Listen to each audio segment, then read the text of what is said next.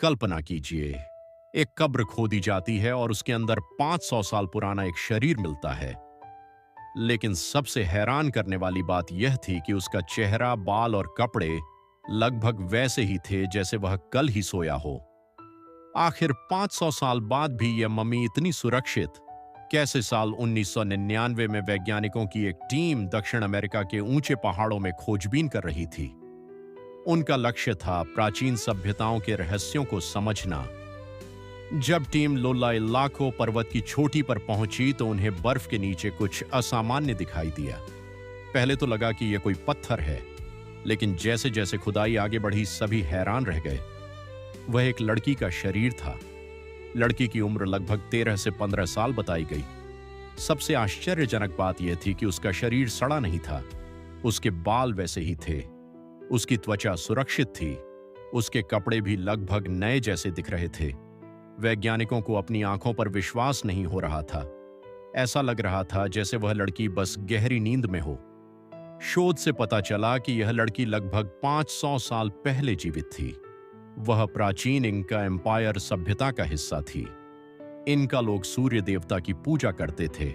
वे मानते थे कि देवताओं को खुश रखने से उनकी फसलें अच्छी होंगी और राज्य सुरक्षित रहेगा। इनका सभ्यता में एक विशेष धार्मिक अनुष्ठान होता था जिसे कापा कोचा कहा जाता था। इसमें कुछ बच्चों को देवताओं के लिए चुना जाता था। इन बच्चों को बहुत सम्मान दिया जाता था। उन्हें अच्छे कपड़े पहनाए जाते थे। उन्हें विशेष भोजन दिया जाता था। पूरा गांव उन्हें भाग्यशाली मानता था। लेकिन उन्हें पता नहीं होता था कि उनकी यात्रा का अंत क्या होगा। एक दिन उस लड़की को भी चुना गया। वह अपने परिवार से दूर चली गई। कई दिनों तक वह पुजारियों के साथ यात्रा करती रही।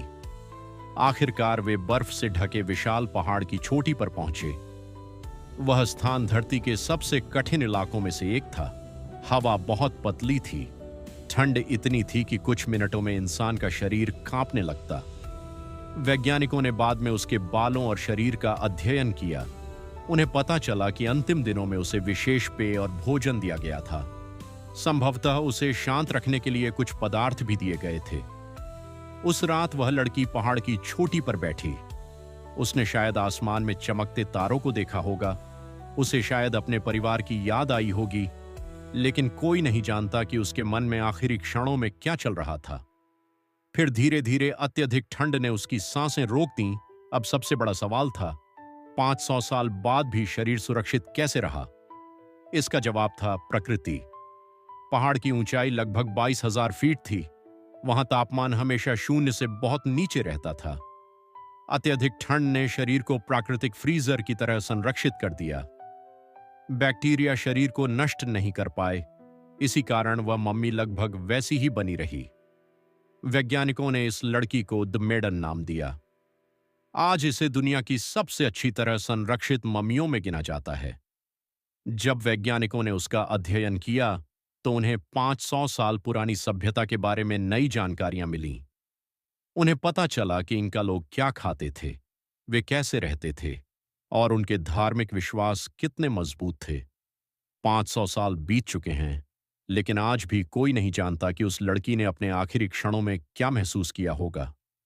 क्या वह डरी हुई थी? क्या उसे सच पता था? या वह सचमुच मानती थी कि वह देवताओं के पास जा रही है? ये सवाल आज भी अनुत्तरित हैं। 500 साल पहले बर्फ में सोई एक लड़की आज भी दुनिया को इतिहास का सबसे बड़ा रहस्य सुना रही है। समय गुजर